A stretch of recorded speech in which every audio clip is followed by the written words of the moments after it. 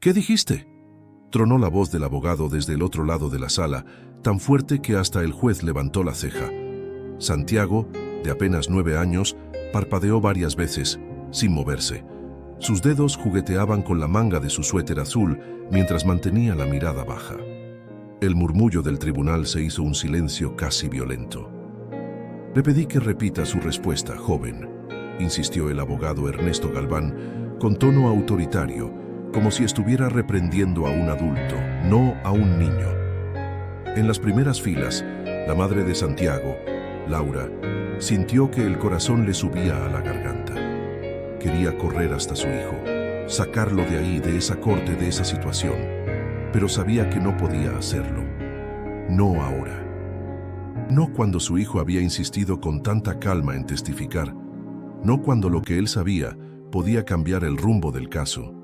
El caso que enfrentaban era complejo, pero lo que estaba en juego era aún más grande: la libertad de una joven madre acusada de negligencia y la custodia de su pequeña hija, quien había sido testigo de algo, pero que aún no hablaba. Santiago había estado ahí. Él había visto lo que otros no. Él había entendido lo que otros ignoraron, pero ahora enfrentaba a un sistema que no sabía lidiar con alguien como él. ¿Tiene idea de lo que significa estar bajo juramento?, continuó el abogado, con una sonrisa contenida y un dejo de burla. ¿Entiende que mentir aquí es un delito? El juez carraspeó incómodo.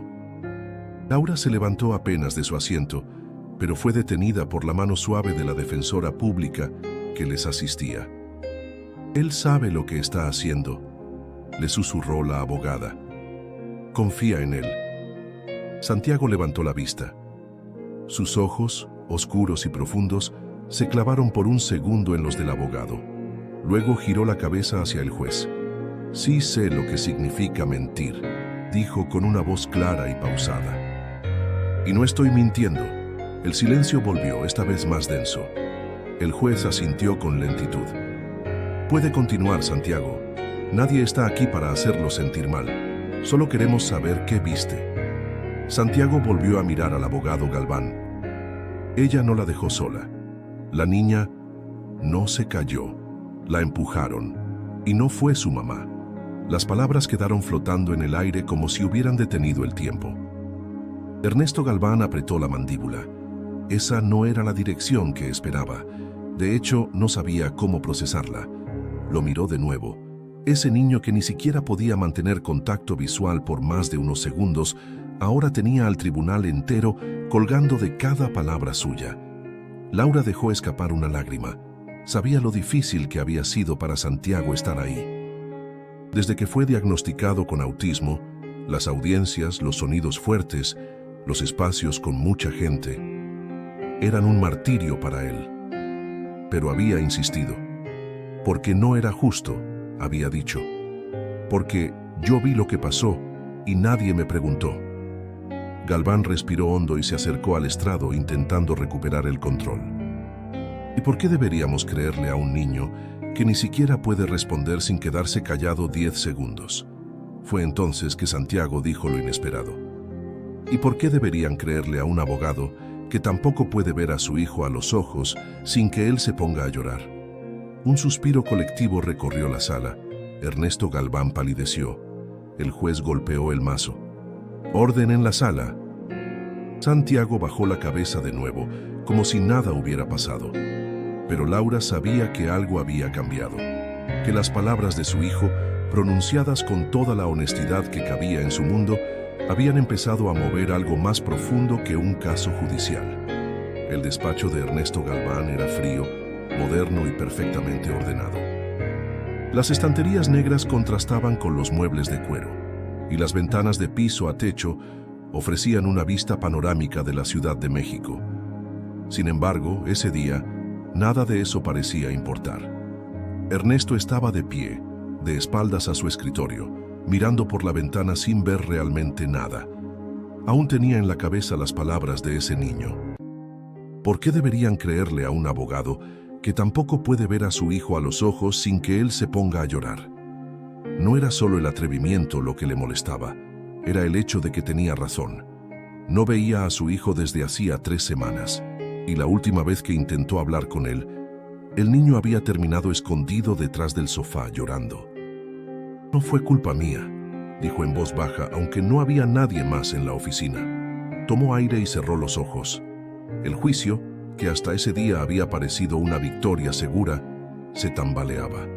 Ese testimonio inesperado no estaba en el guión, y el problema era que había sido demasiado preciso, demasiado sincero para descartarlo como una fantasía infantil. Mientras tanto, en casa de Laura, Santiago se balanceaba suavemente sobre la pelota de ejercicios que su terapeuta le había recomendado. En la mesa del comedor, su madre repasaba unos documentos con la defensora pública, pero no dejaba de observar a su hijo. «¿Está bien?», preguntó en voz baja. «Está mejor que todos nosotros», respondió la abogada con una sonrisa cansada. «Fue valiente. Lo que hizo hoy fue importante». Laura asintió, aunque en el fondo seguía nerviosa.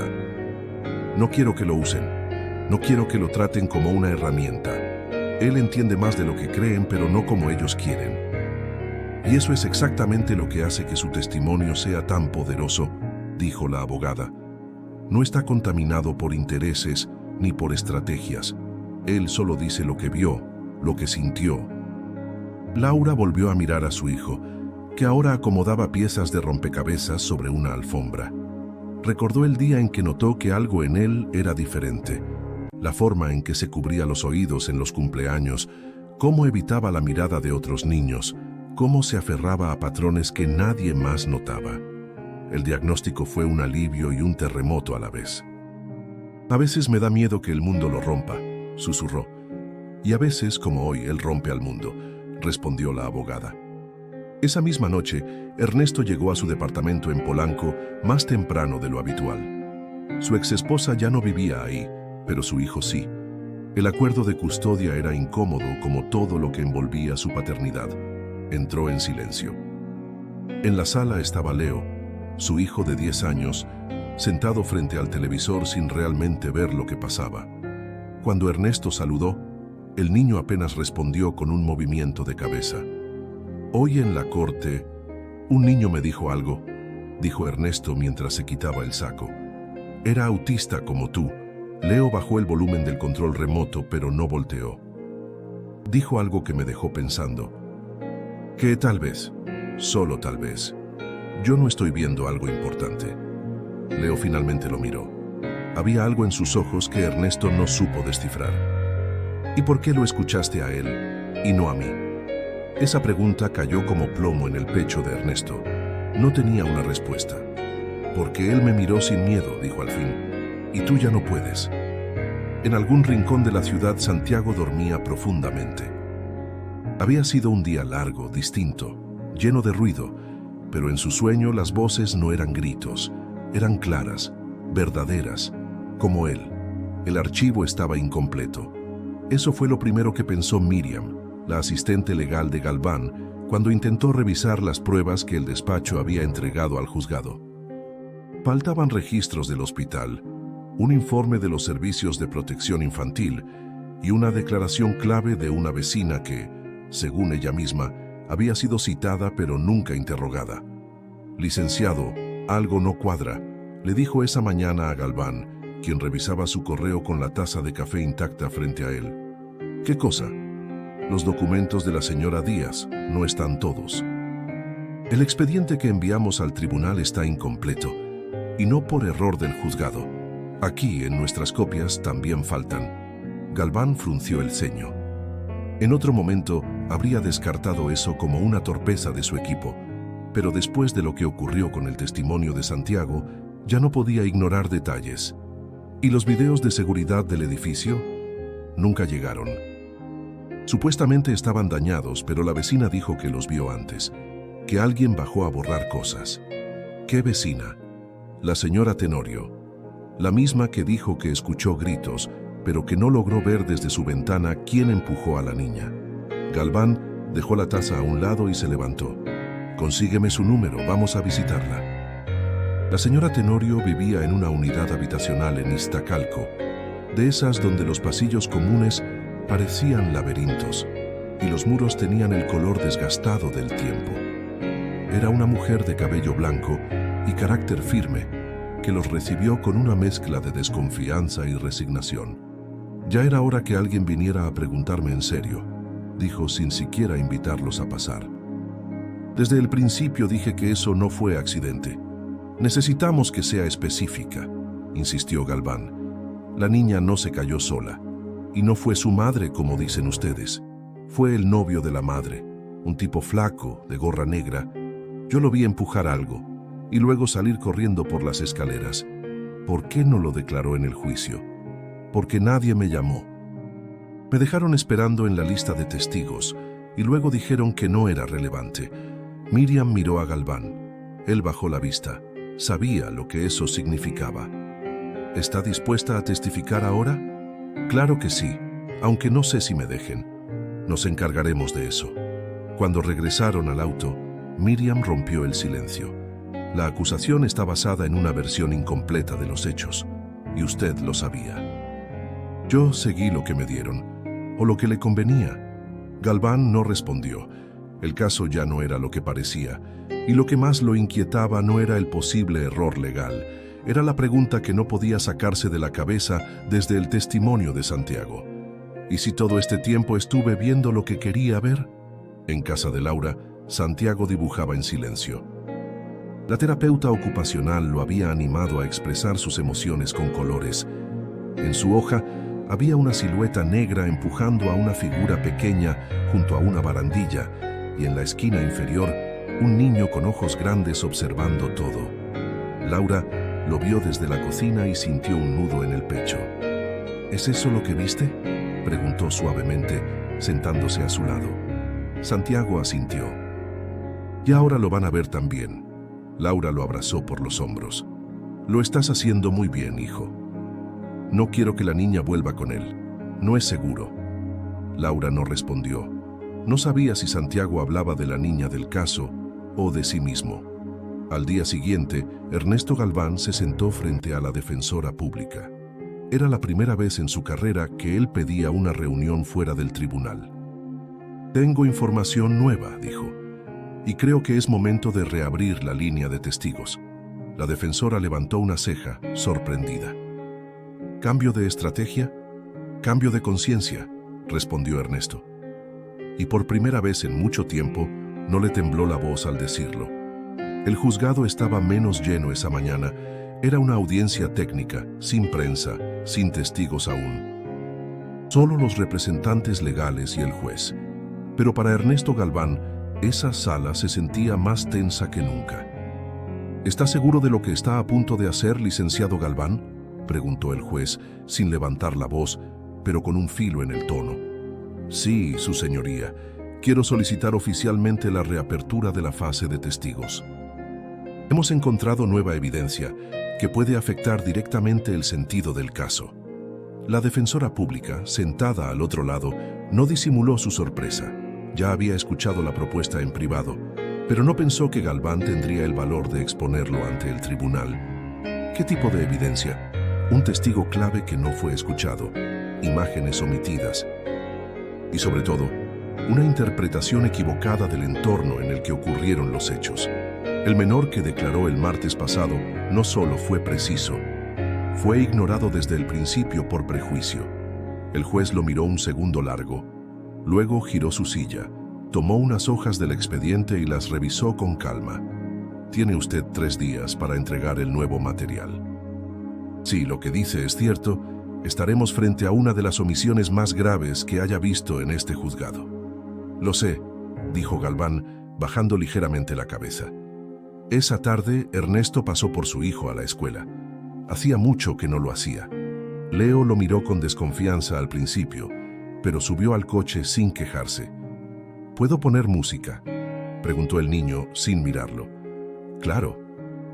Eligió una lista instrumental. A Ernesto le llamó la atención, pero no dijo nada.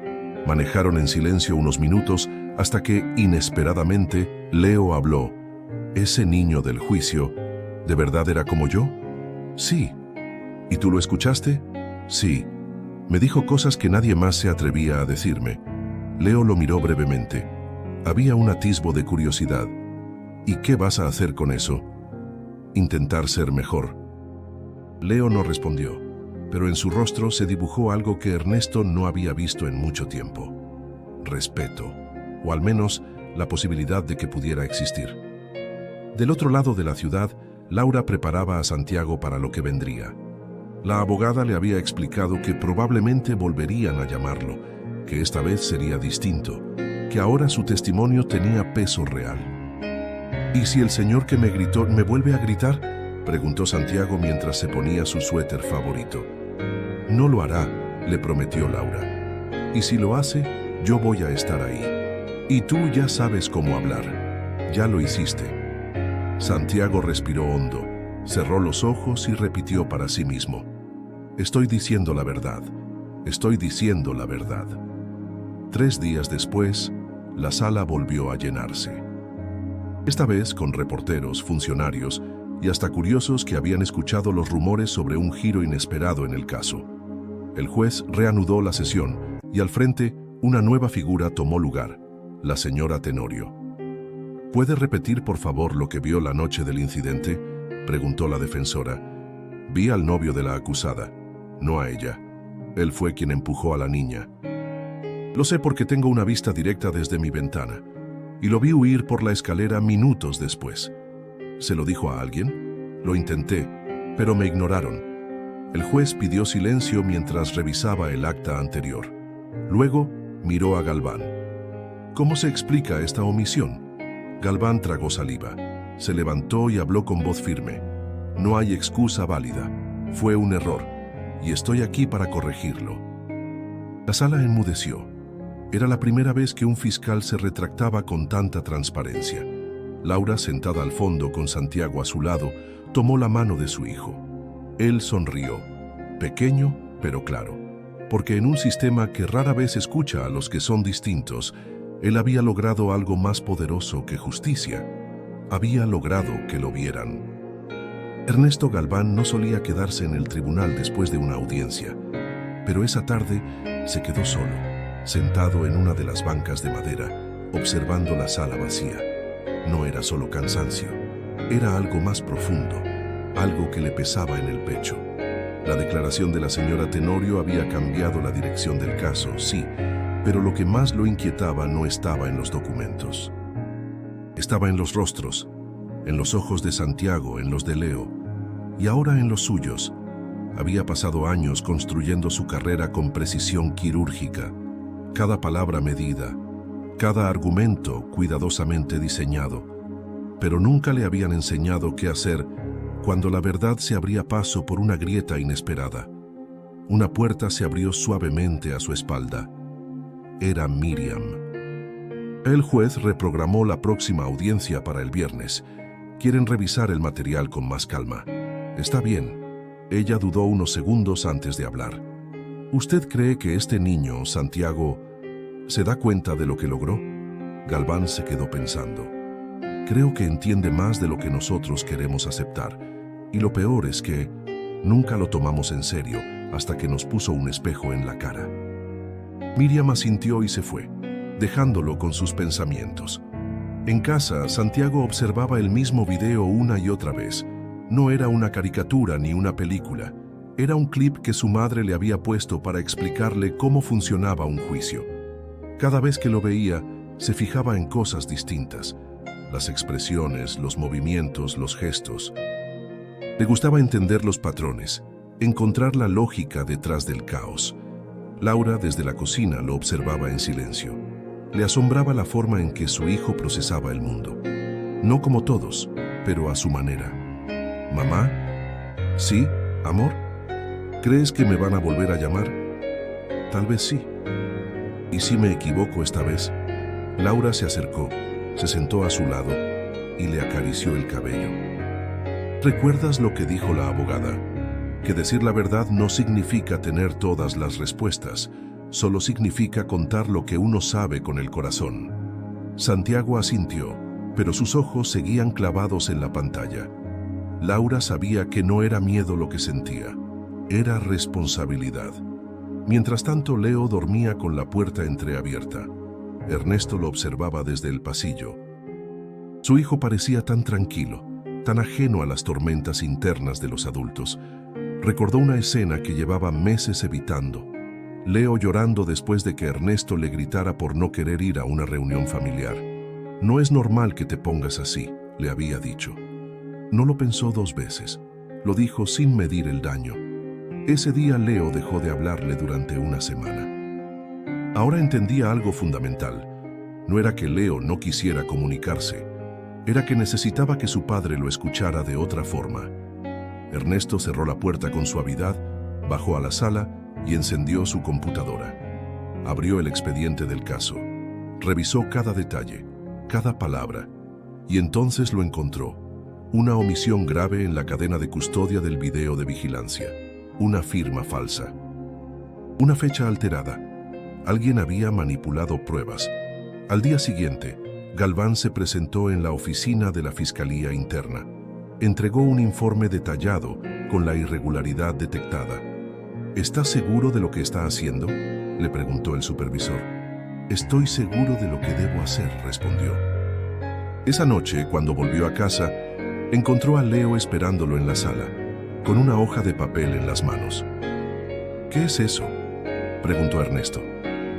«Es una lista de cosas que me gusta que hagamos juntos, por si un día se te olvida».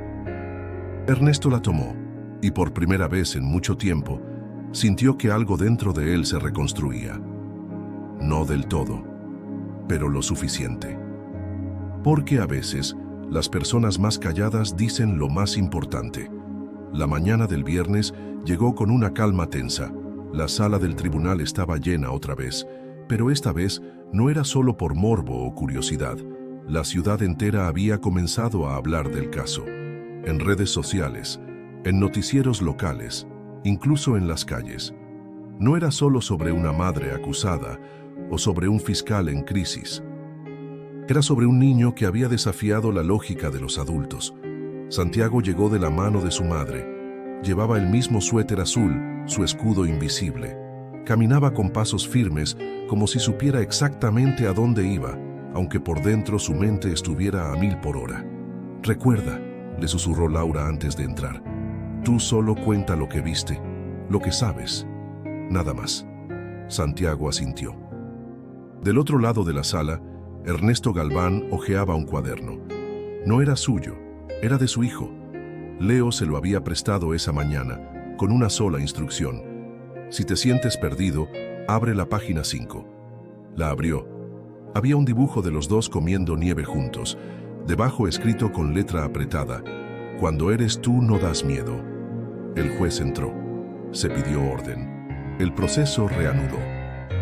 La defensora pública fue la primera en hablar. «Su señoría, solicitamos que el menor Santiago vuelva a tomar la palabra. Tenemos razones fundadas para creer que su declaración, combinada con nueva evidencia, demuestra que la versión inicial del fiscal estaba viciada». El juez asintió. Santiago subió al estrado. Esta vez no hubo risas, ni susurros, ni miradas de burla. Solo silencio. «¿Puedes contarnos otra vez lo que viste aquella noche?», preguntó la defensora. Santiago respiró hondo. Su voz salió suave, pero firme. «Estaba en el pasillo, jugando con las fichas de colores.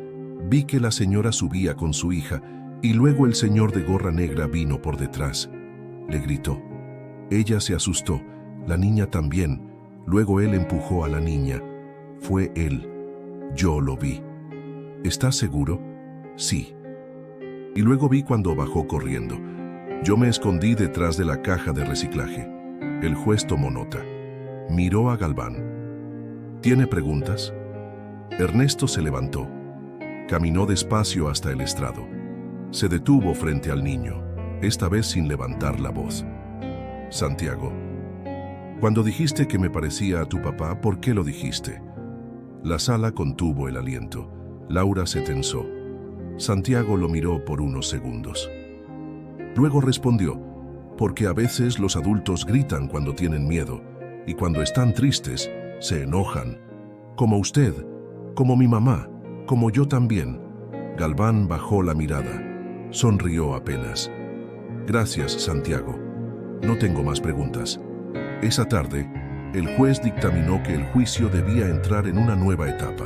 El fiscal original del caso sería separado de su cargo temporalmente. Se reabriría la investigación con base en las pruebas omitidas y el nuevo testimonio. La madre acusada lloró en silencio. No era una absolución aún, pero sí una segunda oportunidad. Santiago, de la mano de su madre, salió del juzgado como si no entendiera lo que había causado. Pero en su rostro había algo nuevo, alivio. Tal vez por haberse quitado un peso, tal vez por saber que la verdad a veces sí encuentra su camino. Ernesto vio a Leo esperando en la entrada. Corrió hacia él y lo abrazó sin decir palabra. Por primera vez en meses, el niño no se apartó, porque a veces los juicios más difíciles no se libran en los tribunales, sino en casa. Una semana después de la audiencia, el caso había tomado un rumbo inesperado. La reapertura del expediente y la intervención de nuevos testigos estaban generando un efecto dominó. Personas que antes se habían mantenido al margen comenzaron a hablar. Nuevos nombres salieron a la luz. Uno de ellos, Tomás Ibáñez, el novio de la acusada, fue detenido en su domicilio por agentes ministeriales. No opuso resistencia, pero tampoco dijo una palabra durante las primeras horas del interrogatorio. No tenía coartada, no tenía defensa sólida y, lo más importante, había sido claramente identificado por Santiago. Mientras tanto, Laura y su hijo habían regresado a su rutina, aunque nada era como antes. Santiago asistía a sus terapias con más confianza, hablaba más. Preguntaba cosas que antes solo dibujaba. Había descubierto que lo que pensaba, aunque fuera diferente, también importaba.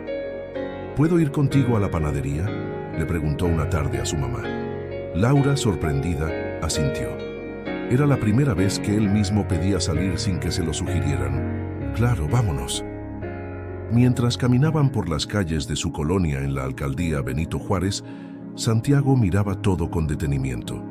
Los árboles torcidos por el viento, los perros dormidos en las banquetas, los ruidos del tránsito que ya no lo sobresaltaban como antes. ¿Te gusta salir así?, le preguntó Laura. Sí, me gusta que nadie me pregunte cosas raras. ¿Qué cosas raras? Como si estoy triste o contento. A veces no sé, pero igual estoy bien. Laura lo abrazó de lado mientras cruzaban la calle. Había aprendido que no todos los silencios significaban lo mismo. A veces eran respuestas completas. Ernesto Galván, por su parte, había decidido tomar un tiempo fuera de los juzgados. Solicitó una licencia temporal. Nadie lo entendía muy bien. Algunos pensaban que era por presión, otros por vergüenza. Pero la verdad era más simple. Necesitaba reencontrarse con lo que había dejado de lado. ¿Qué vas a hacer ahora?, le preguntó Leo mientras desayunaban. Voy a ayudarte con la maqueta del sistema solar, respondió Ernesto con una sonrisa. No me refería a eso. Ya sé, pero eso es lo primero. Leo sonrió también. Era una sonrisa distinta, más abierta, más segura. Esa noche, Ernesto leyó por primera vez el informe completo del peritaje psicológico de Santiago. Lo había evitado durante semanas, tal vez por miedo, pero al leerlo, algo se quebró en él. El menor presenta un nivel alto de percepción contextual, memoria visual precisa y razonamiento emocional atípico pero funcional. No se debe subestimar su capacidad de observación ni su interpretación del entorno. Cerró el archivo. Era como si leyera un retrato de su propio hijo, uno que nunca quiso mirar.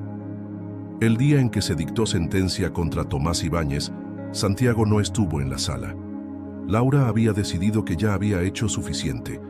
Lo vieron en casa a través de una transmisión en línea. ¿Ese es el señor que empujó a la niña?, preguntó Santiago. Sí, amor. Ya no va a lastimar a nadie más. ¿Ella está bien? Está con su abuela. La están cuidando mucho. Santiago asintió, bajó el volumen del video y fue por sus colores.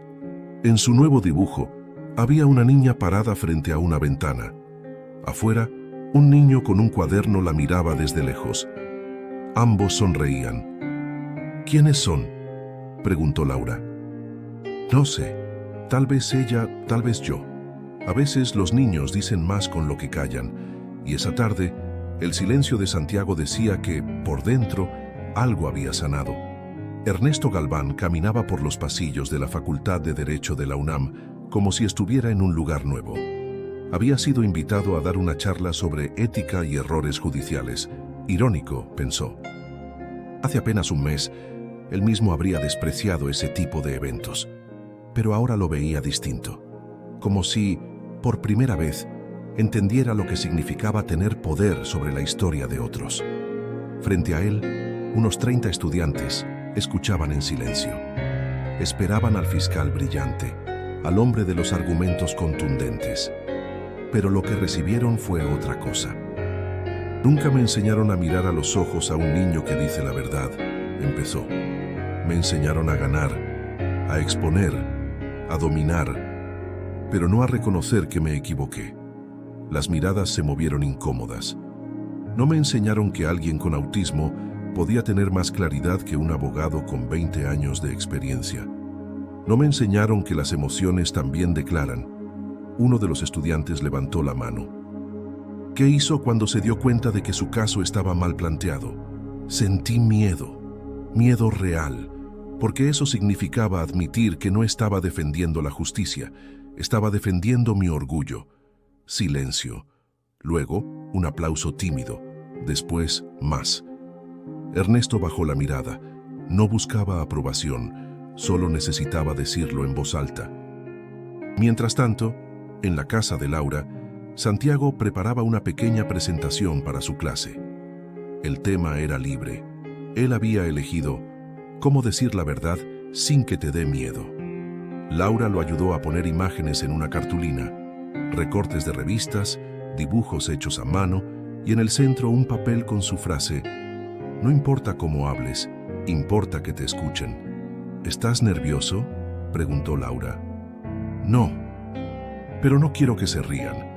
Si se ríen, tú les enseñas que eso no está bien, no con gritos, con lo que sabes. Santiago asintió. Esa noche, al dormir, le preguntó algo inesperado.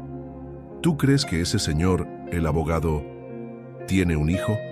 Laura dudó. No quería decirle más de la cuenta. Sí, creo que sí. ¿Y crees que le escucha? Laura pensó en la última audiencia. En la forma en que Galván había mirado a Santiago, no como un testigo, sino como alguien que le había enseñado algo. Ahora sí. Días después, Ernesto pasó por Leo al colegio.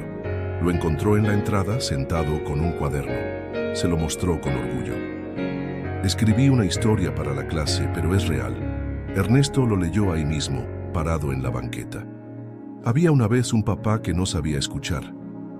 Su hijo hablaba en otro idioma, no con palabras raras, sino con silencios. Pero un día otro niño le enseñó a traducir.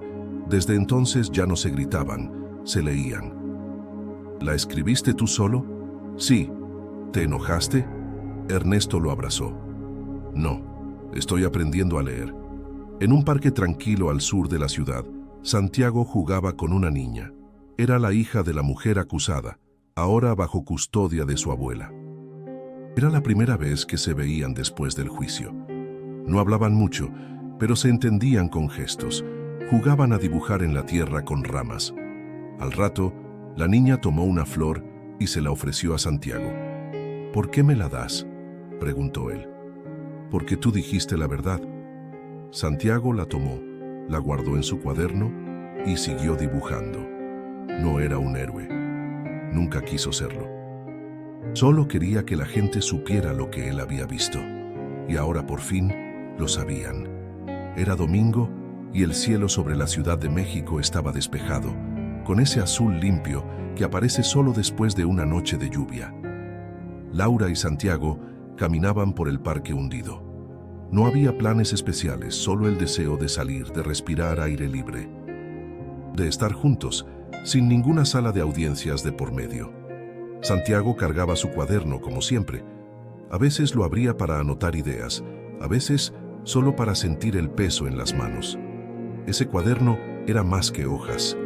Era su forma de mantener el mundo ordenado.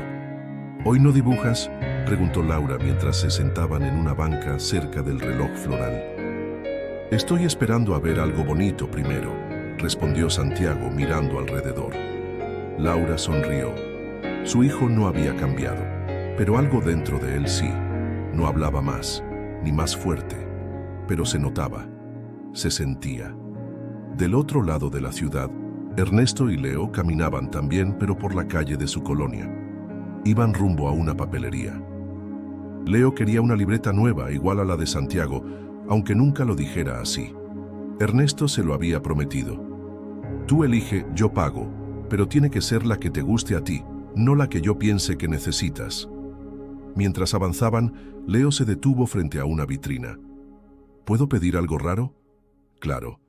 Quiero mandarle una carta a ese niño. A Santiago. Ernesto lo miró sorprendido. ¿Qué le dirías?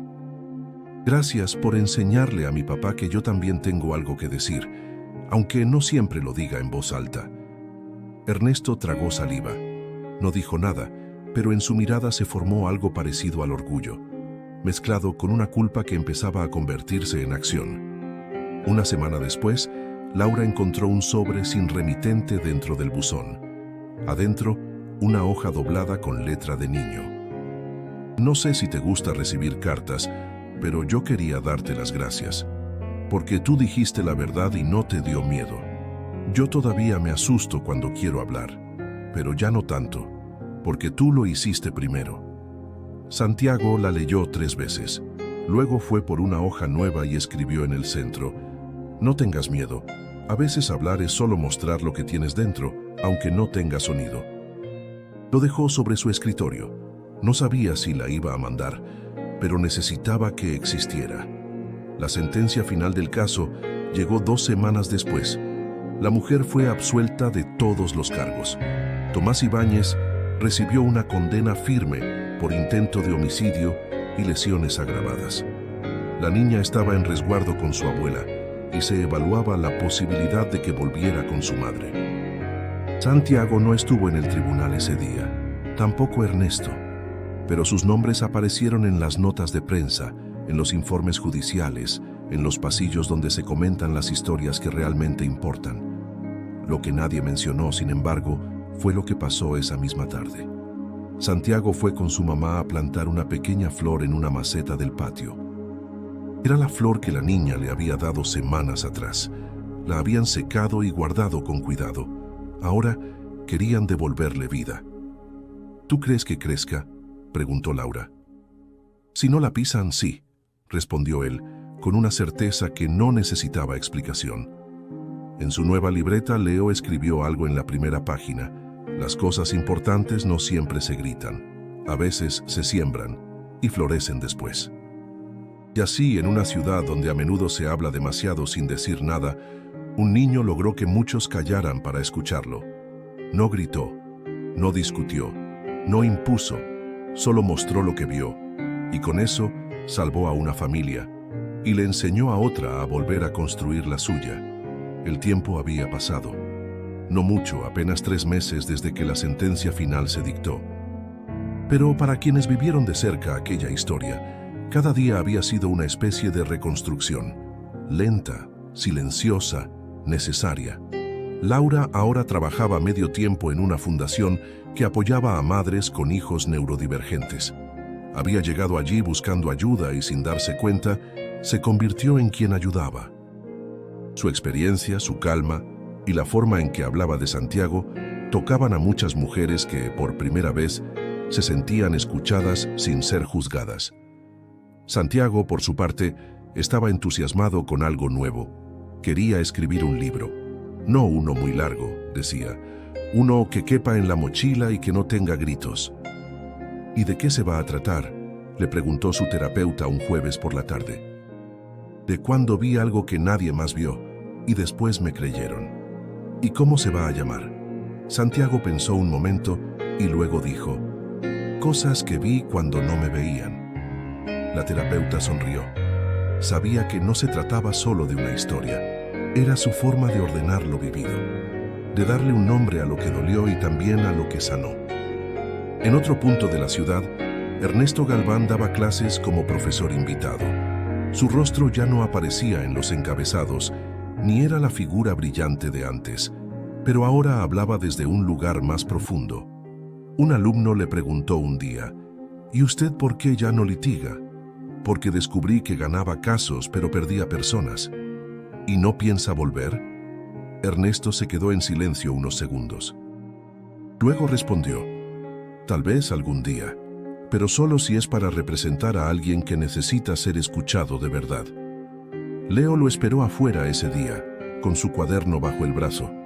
Cuando Ernesto salió, el niño le mostró una hoja. Es un capítulo para el libro de Santiago. Me pidió que escribiera uno yo. Ernesto leyó. Cuando alguien no te entiende, no es porque hablas raro. A veces solo tienen los oídos cerrados, pero si les das tiempo aprenden a abrirlos, como hizo mi papá. ¿Puedo ponerlo? Claro, pero ponle que lo escribiste tú. No se vale esconder lo que uno siente. Leo sonrió. El libro de Santiago finalmente se imprimió gracias a una editorial independiente que creyó en él. No tenía dibujos espectaculares ni frases brillantes. Pero cada página estaba llena de verdad, de su verdad. La presentación se hizo en una biblioteca comunitaria. Asistieron familiares, terapeutas, maestras y otros niños como él.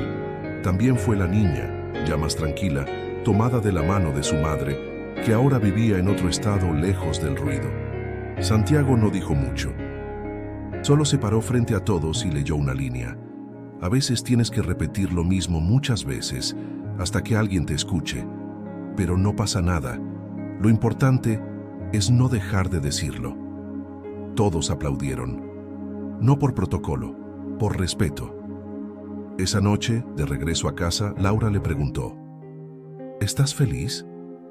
Sí, pero no quiero que piensen que soy especial. ¿Y qué quieres que piensen? Santiago la miró y respondió, que todos tienen algo que decir, solo que algunos usamos otras formas. Laura lo abrazó, y por dentro supo que esa historia, aunque ya no estuviera en los tribunales, seguiría viva en cada niño, que, como Santiago, no necesitaba levantar la voz para cambiar el mundo.